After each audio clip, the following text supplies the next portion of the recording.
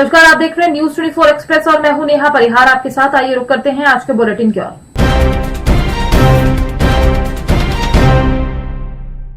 Morena police ने बीच बाजार में गुंडागर्दी की। वर्दी के गुरूर व शराब के नशे में प्रधान आरक्षक रवि शर्मा ने मारपीट की।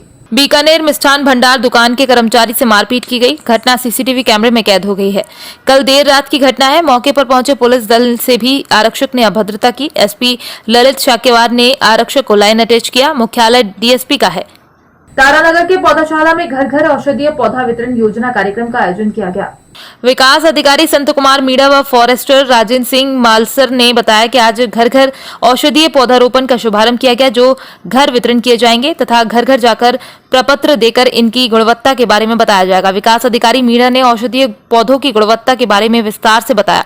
इस मौके पर फॉरेस्टर राजेंद्र सिंह, राजकुमार सेनी, मीनाक्षी, सुनील, राजवीर, सावित्री, महेंद्र, दीपचंद्र, तानेखा सहित अन्य कर्मचारी मौजूद रहे। राज्य सरकार की महत्वपूर्ण योजना घर घर औषधि वितरण के लिए आज तारानगर के आम आदमी को जागरूक करने के लिए सेमिनार वन विभाग द्वारा आयोजित की गई, जिसका उद्देश्य ये था कि वितरण से पहले आम आदमी ये जान सके कि कौन कौन से पौधे हमें वितरित किए जाएंगे, कितने पौधे हमें मिलेंगे, तो कितने वर्ष तक मिलेंगे और किस पौधे का क्या महत्व है, और पेड़ को परिवार का सदस्य मान करके हम पालन पोषण करें। ये हर आम आदमी जाने। राज्य सरकार 1.25 करोड़ परिवारों के अंदर 8 पौधे 3 वर्ष के लिए पहुंचाएगी। एक परिवार को 24 पौधे दिए जाएंगे।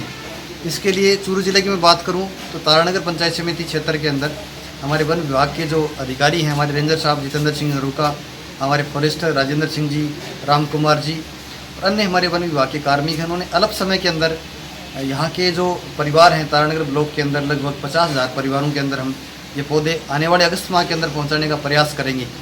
इसके लिए मैं वन विभाग को धन्यवाद देता हूँ कि राज्य सरकार और माननीय मुख्यमंत्री अशोक जी गहलोत और हमारे विधायक नरेंद्र जी बुढ़ानिया का भी सपन हरित तारानगर के साथ साथ स्वस्थ तारानगर का निर्माण हो, ताकि लोग बीमारियों से दूर रहें और उनके घर के अंदर हरित क्रांति का आगाज़ हो, घर का वातावरण हरा भरा रहे और लोग स्वस्थ रहें। इसके लिए आज सेमिनार आयोजित की गई। आने वाले समय में हम इलेक्ट्रॉनिक और प्रिंट मीडिया के माध्यम से आम आदमी तक इन पौधों का महत्व के बारे में और इस योजना की किस प्रकार से राज्य सरकार ने योजना बनाई है जिसमें 210 करोड़ रुपए खर्च होंगे, आम आदमी इस महत्व को जान सकें और इसको प्रत्येक घर तक लोग इसका उपयोग करें। यह नहीं हो कि पौधे उनके घरों के अंदर पहुंच गए हैं और लोगों ने पौधे व्यर्थ कर दिए हैं, तो सभी पौधे घरों के अंदर लगें और वन विभाग की और राज्य सरकार की जो मंशा है, उनकी जो मेहनत है, उसका फल आम आदमी को मिले। हमारा यही उद्देश्य रहेगा। आने वाले समय में हम तारानगर के प्रत्येक घर के अंदर ये पौधे पहुँचाने का प्रयास करेंगे। वन विभाग को, माननीय मुख्यमंत्री महोदय, हमारे विधायक साहब को धन्यवाद देता हूँ। आज के कार्यक्रम के मुख्य अतिथि श्रीमान विकास अधिकारी महोदय, पंचायत समिति तारानगर द्वारा घर घर औषधि पौधे के बारे में विस्तृत रूप से जानकारी दी गई है। श्रीमान विजय साहब की खुद की भी पेड़ पौधों के प्रति काफ़ी रुचि है। इनके द्वारा घर घर औषधि पौधों का संचालन करवा के हमें बड़ी खुशी होती है। हमें आशा है कि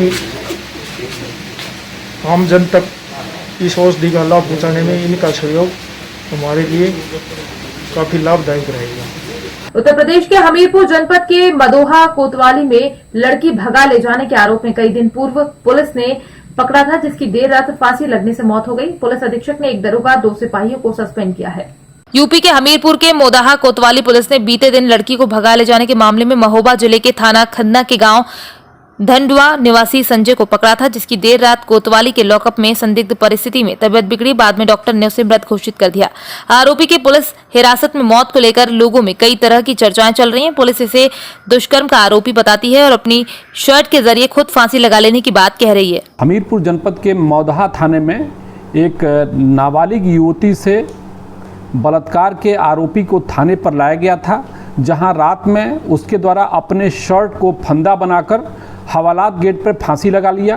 पुलिस कर्मियों द्वारा उसे दौड़ करके उतारा गया और सीएचसी ले जाया गया, जहां से उसको गंभीर स्थिति में जिला अस्पताल रेफर किया गया, जहां उसकी मौत हो गई। इस संबंध में आवश्यक वैधानिक कार्रवाई की जा रही है। मृतक के परिजनों को भी सूचित कर दिया गया है और इस संपूर्ण घटना में जो भी दोषी पुलिसकर्मी होंगे उनके खिलाफ कठोर कार्रवाई की जाएगी। नगर परिषद बाउंड्री के अंतर्गत आने वाले वार्ड क्वायला, सेमराजा, मुदीर, परासरी में बुधवार को नगरीय प्रशासन मंत्री भूपेंद्र सिंह के मंत्री प्रतिनिधि लखन सिंह ने पहुंचकर नगर परिषद द्वारा आयोजित जन समस्या निवारण शिविर में ग्राम के लोगों की समस्याओं को सुना। शीघ्र निराकरण करने के आदेश बांद्री सीएमओ राजेश मेहतेले को दिए। श्री सिंह के पहुंचने पर ग्राम के लोगों ने फूल मालाओं से स्वागत किया। इस अवसर पर मंत्री प्रतिनिधि श्री सिंह ने कहा कि नगरीय प्रशासन मंत्री भूपेंद्र सिंह का एक ही सपना है कि खुरई विधानसभा में कोई भी परिवार आवास विहीन नहीं होगा, सभी को आवास के साथ पट्टे भी मिलेंगे। ग्राम में सीसी रोड, सामुदायिक भवन, मुक्तिधाम भी बनेगा। भारी बारिश के बीच संयुक्त मोर्चा ने वाहन रैली निकाली। विधायक, जिला पंचायत अध्यक्ष एवं जनप्रतिनिधियों को ज्ञापन सौंपा। अलीराजपुर मध्य प्रदेश पंचायत ग्रामीण विकास विभाग संयुक्त मोर्चा भोपाल के आगमन पर आज जिले के 17 विभागों योजनाओं के 500 से अधिक कर्मचारियों ने भारी बारिश के बीच एकत्रित होकर वाहन रैली निकाली। रैली मुख्य मार्गों से होते हुए विधायक मुकेश पटेल के निवास पर पहुंची, जहां पर संयुक्त मोर्चा द्वारा अपनी मांगों का ज्ञापन उन्हें सौंपते हुए सरकार से शीघ्र मांगे पूरी करने का अनुरोध किया। आज जिला पंचायत में संयुक्त मोर्चे द्वारा अपनी मांगों को लेकर मुझे ज्ञापन दिया है। मैं अवश्य शासन को भिजवा दूंगी, जो भी इनकी मांगे हैं वो पूरी की जाए, ऐसा मैं चाहती हूँ।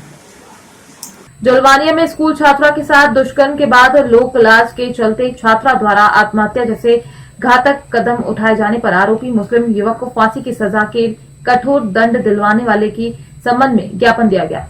24 जुलाई को पुलिस थाना जुलवानिया के क्षेत्र में कक्षा 12वीं की छात्रा प्रीति चौहान के साथ उसके घर के अंदर घुसकर युवक तौहीब पिता अरशद खान निवासी जुलवानिया द्वारा दुष्कर्म किया गया था, जिस पर छात्रा द्वारा पुलिस थाने पर मामला दर्ज कराकर शिकायत की गई थी।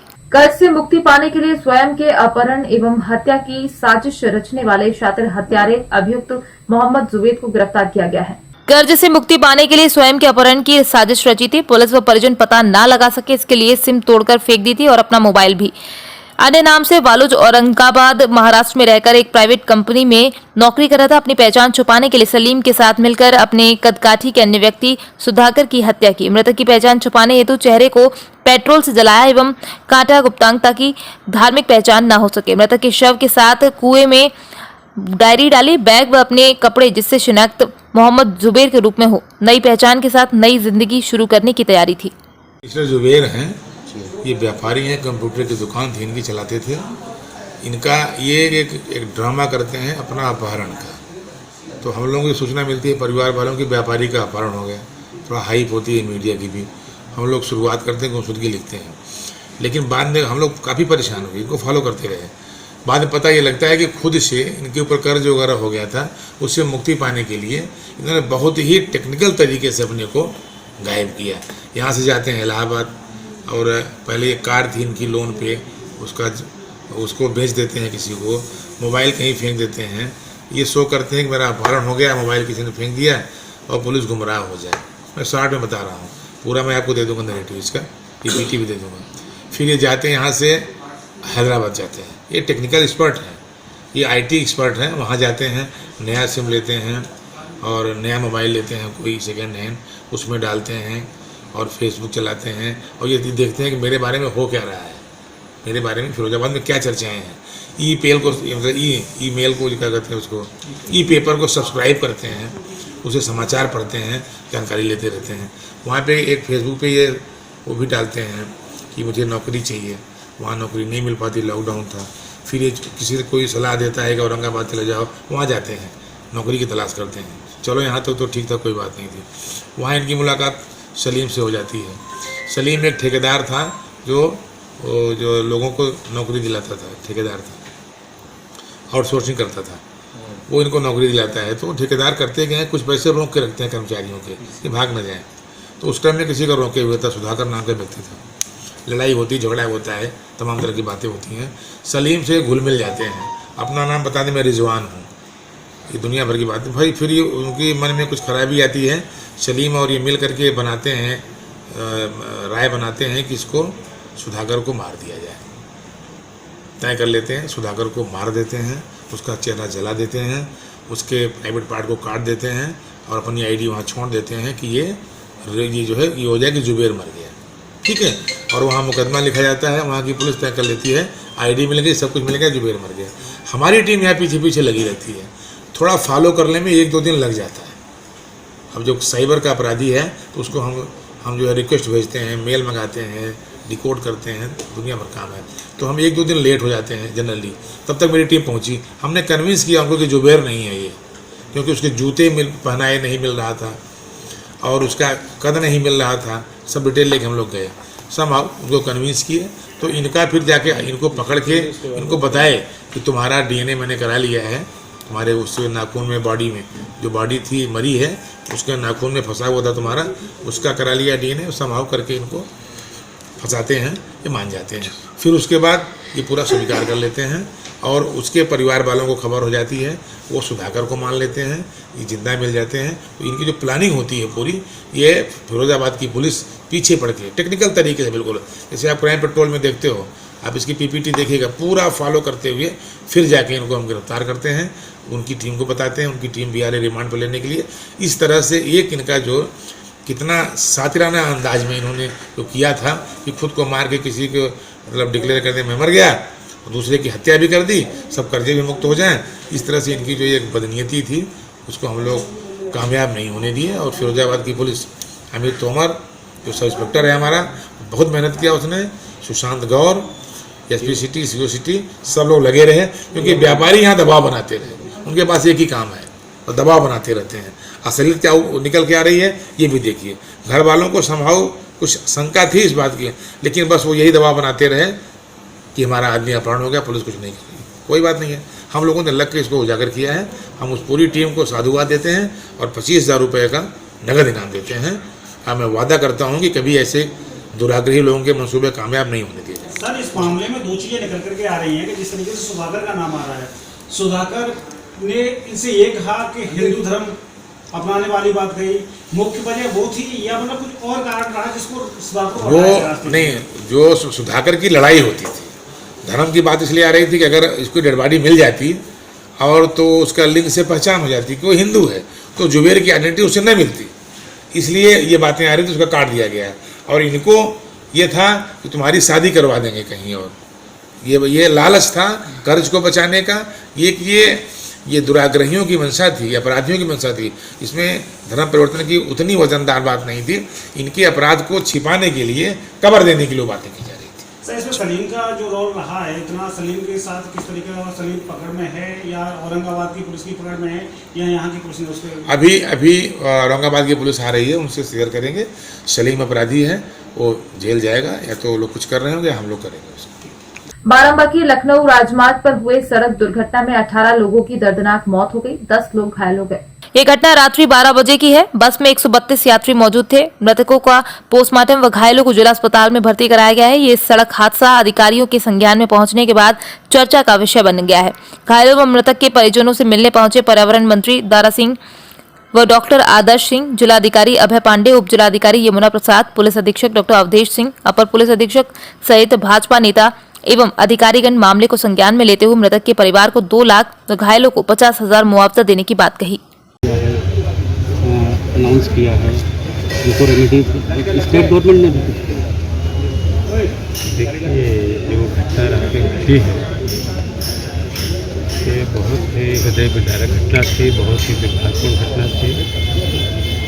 इसके लिए जब पता चला तो माननीय मुख्यमंत्री के निर्देश पर इस बाराबंकी का जिला प्रशासन पूरी तरीके से जितने लोग घायल थे उनको हॉस्पिटल में भिजवाने का, ट्रामा सेंटर में भेजने का काम किया। वहाँ पर उनका निःशुल्क इलाज भी चल रहा है। बाकी जितने पैसेंजर, उनको खाने पीने की व्यवस्था, जो पैसेंजर थे, बाकी लोगों को 81-82 लोगों को बिहार भेजा भी गया है।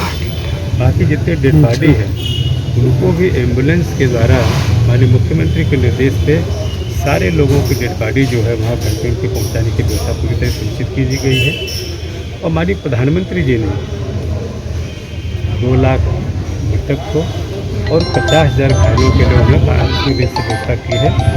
बाकी उत्तर प्रदेश सरकार एक ह्यूमन ग्राउंड पे मानवीयता के आधार पर जितना कुछ हो सकता है उनका फ्री इलाज, उनको घर पहुंचाना, खाना पीना जो भी है वो पूरी तरीके से उत्तर प्रदेश सरकार जो है इनके जो मृतक परिवार के साथ इस हादसे में कोई लापरवाही कहीं किसी किस्म से नजर नहीं, अभी तक जो मेरे संज्ञान में आया है अभी तक कोई लापरवाही नहीं, क्योंकि अभी आपने देखा कुछ परिजन जो उनके थे उसमें तक परिवार के लोगों ने कहा कि यहाँ का प्रशासन पूरी तरीके से हम लोग की पूरी मदद किया है। प्रशासन की नहीं, NHI जो है पेट्रोलिंग नहीं हो रही थी। अगर पेट्रोलिंग होती है मैं कहने की दुर्भाग्यपूर्ण घटना है ही।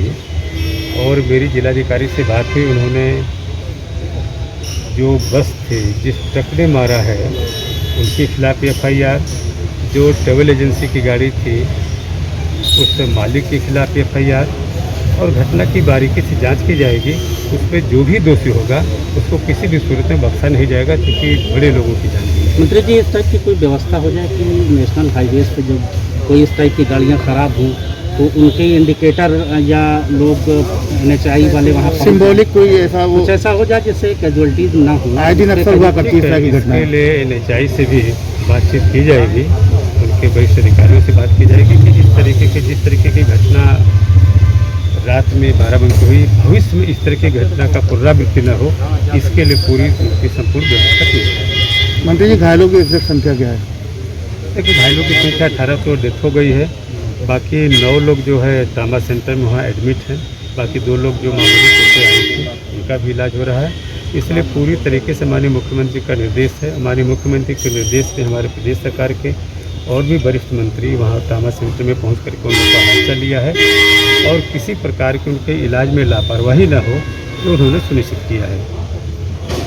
श्यामपुर में कोरोना वॉलंटियर द्वारा वैक्सीन महा टीकाकरण अभियान में सहयोग किया जा रहा है। मध्य प्रदेश जन अभियान परिषद सीहोर के कोरोना वॉलंटियर द्वारा वैक्सीन सेंटर पर 28 जुलाई को महा टीकाकरण अभियान में कोरोना वॉलंटियर द्वारा वैक्सीन लगवाने वाले व्यक्तियों का तिलक लगाकर स्वागत किया। मध्य प्रदेश जन अभियान परिषद की जिला समन्वयक श्रीमती पारुल उपाध्याय एवं ब्लॉक समन्वयक प्रदीप सिंह सेंगर द्वारा वैक्सीनेशन सेंटर पर आने वाले व्यक्तियों के स्वागत के लिए कोरोना वॉलंटियर उपस्थित रहे। संभल में एक दरिंदे ने पड़ोस में रहने वाली युवती से दुष्कर्म किया है। परिजनों के विरोध के बाद मार पिटाई हुई। पुलिस ने केस दर्ज कर युवती का मेडिकल कराया है, वहीं आरोपी फरार हो गया है।